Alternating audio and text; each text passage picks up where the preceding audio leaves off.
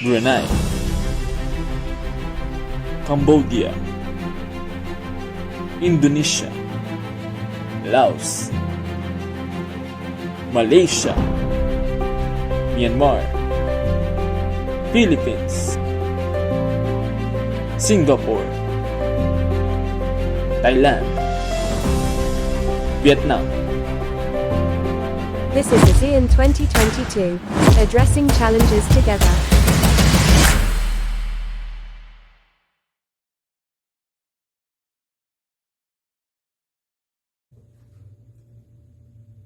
Good evening. The main event ASEAN Summit held by Cambodia with its 40th and 41st Open Forum discussed and addressing challenges together. They assessed the implementation of the 5-point consensus as agreed at the ASEAN leaders. Philippine Representative Feliciano Felicilda Jr. and of the Republic Lim Jack Hoy brought the conceptual building awareness of an ASEAN unity. Good evening, ladies and gentlemen. Here's Excellency, the Secretary General of ASEAN, Mr. Alvin Acuña. Thank you, Secretary.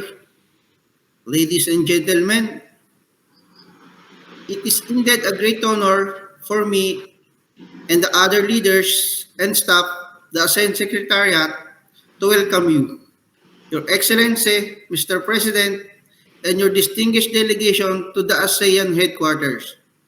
Over the years, the ASEAN Secretariat has had the honor of welcoming the head of state, government from the various ASEAN countries. Your Excellency's visit today to the ASEAN Secretariat, which is considered the variant beating heart of the ASEAN. Cooperation is another strong manifestation of the commitment to the ASEAN by each member, each state, and the highest level of leadership. Having overcome the test of time over more than 4 decades of its existing, ASEAN has become a dynamic organization and force for good to be reckoned with, ensuring peace, stability, and promoting cooperation and prosperity in the region. And now, let's welcome our delegates from the Republic of the Philippines, the Secretary of Department of Affairs, Mr. Feliciano Felicilda Jr., for his ASEAN address.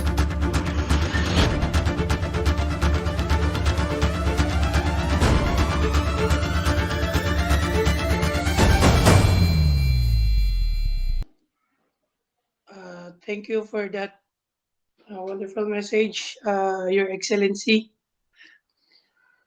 For this junction, I am let me allow to present to you the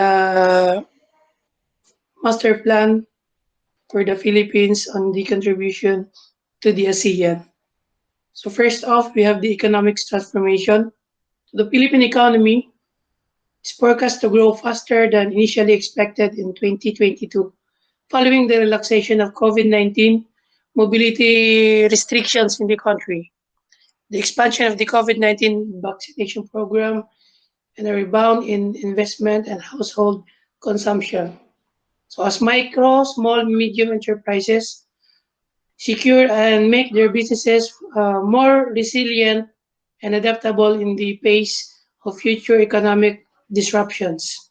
Investments in telco and ICT remain a top priority in the next 1 to 2 years. So for the initiative 1.1, we can create a conducive environment where business can grow leveraging ICT. So the actions would be sharing business ideas and information towards ASEAN countries. So this will be engage the business community to identify their ICT needs and requirements, leverage existing initiatives and nurture the development of content and applications to facilitate information exchange and accessibility to data. So we can develop also a conductive ICT environment for business. Next, we have developed a framework to facilitate transparent and harmonized ICT regulations, harmonize regulatory practices and ICT standards. We have also the Initiative 1.2, develop public-private partnership initiatives for the ICT industry. So this would be engage in business community to identify their ICT needs and requirements. So leverage existing initiatives and nurture the development of content and application and facilitate information exchange to the accessibility of data. So we can develop a conductive ICT environment for business as well. Next, we have people empowerment and engagement. So, people empowerment and engagement focuses on the enhancement of the quality of life for all ASEAN people through affordable ICT. So, this is especially true in areas with low standards of living and where mobile and broadband services are considered luxuries. Our initiative 2.1 is to ensure affordable broadband access to every community. So we may able to study to lower intra-ASEAN roaming charges. This would be to analyze how intra-ASEAN roaming charges are delivered and can be made cheaper to promote the use of the mobile broadband across the region. Enhance implementation of mutual recognitions arrangement. So we will ensure that the technical standards are in the ASEAN working language, which is English. So adopt common standards to reduce time to market ICT products. Next off is the to ensure affordable and seamless e-services, content and applications. So survey and study to identify gaps and determine e-services to be developed. Identify the description of this one is to identify relevant e-services to be developed considering a particular the cost of such e-services and the location of content. So we're going to nurture an environment to facilitate the development of affordable e-services, promote e-services that can be adapted for local usage. So next off, we have promote secure transactions within ASEAN. This means that we need to develop mutual recognition arrangement for cross certification of digital certificates within ASEAN. Promote the use of two-factor authentication. Outreach campaign to promote awareness of cybersecurity. Create public awareness through education about online security. Forge joint collaboration with industry and other stakeholders. And another thing is ensure we need to ensure personal data protection. Next up, we have the innovation. Innovation aims to develop a creative and innovative green ICT sector in all countries in ASEAN. So it challenges governments in ASEAN to create the policies and the infrastructures such as sharing of expertise between countries with different core competencies, thus enabling these pockets of expertise or centers of excellence to leverage on one another's expertise, necessary to foster creativity and innovation at all levels. We have Initiative 3.1 to create innovation center of excellence. So what we are going to do is to establish networks of COEs So COE means the Center of Excellence. Establish COEs across ASEAN to promote R&D, innovation and transfer of technology. Connect COEs to facilitate the exchange of ideas and promote greater collaboration among ASEAN ICT experts. Next up, we have to recognize and reward the ICT innovators as well.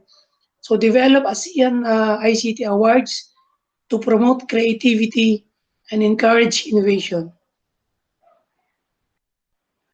Next up, Your Excellency, we have the infrastructure development. So the Philippine Development Plan for 2017 and 2022 is the first medium-term plan anchored on this national long-term vision. It seeks to lay a stronger foundation for more inclusive growth, a high trust and resilient society, and a globally competitive knowledge economy. My 0 to 10-point socio-economic agenda guided these priorities, the regional consultations, the various planning committees conducted, and the social development summits that culminated on 2022.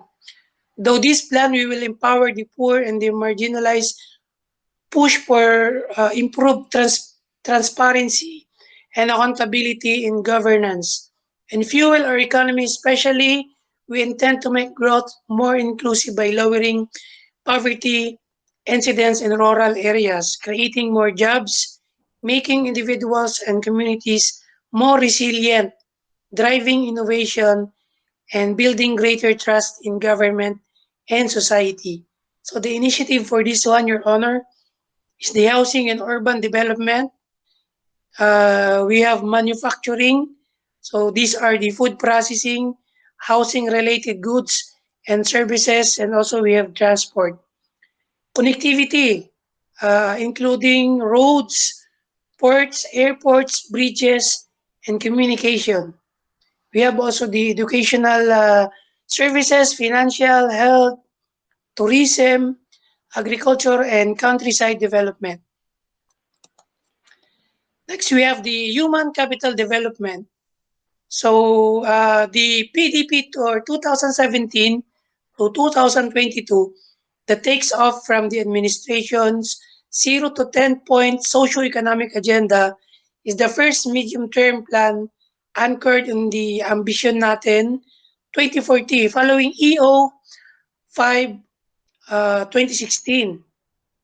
So the initiative for this one is reduction of infant mortality rate through quality maternal health and childcare, reproductive health and family planning programs, and also the eradication of malnutrition programs and facilities to encourage development of healthy lifestyles. Next, we have education system should equip citizens with knowledge and skills necessary to occupy high productivity jobs while remaining adaptable to changing needs of the economy. So the K to 12 program provides a foundation for a smarter society. It should continue. Last of Your Excellency, the bridging the digital divide. So our action here is uh, to connect schools and advocate early in ICT education. So we have to prioritize rollout to school, establish collaboration between ICT and education sector to provide broadband internet access to school within ASEAN.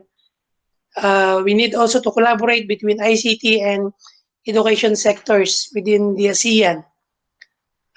Provide comprehensive ICT training to teachers and encourage the use of ICT in education. Establish ICT exchange programs for teachers and students. Promote ASEAN integration through exposure to different culture within ASEAN at an early age. So we have to educate children to use ICT creatively and effectively beyond the school in a environment and in an interactive manner. encourage the positive use of internet, create similar camps for teachers. That's all, Your Excellency, for the master plan. In behalf of President Bongbong Marcos Jr., I am the Secretary of the Department of uh, Foreign Affairs, and it's my pleasure to be a part of this ASEAN Summit. Thank you.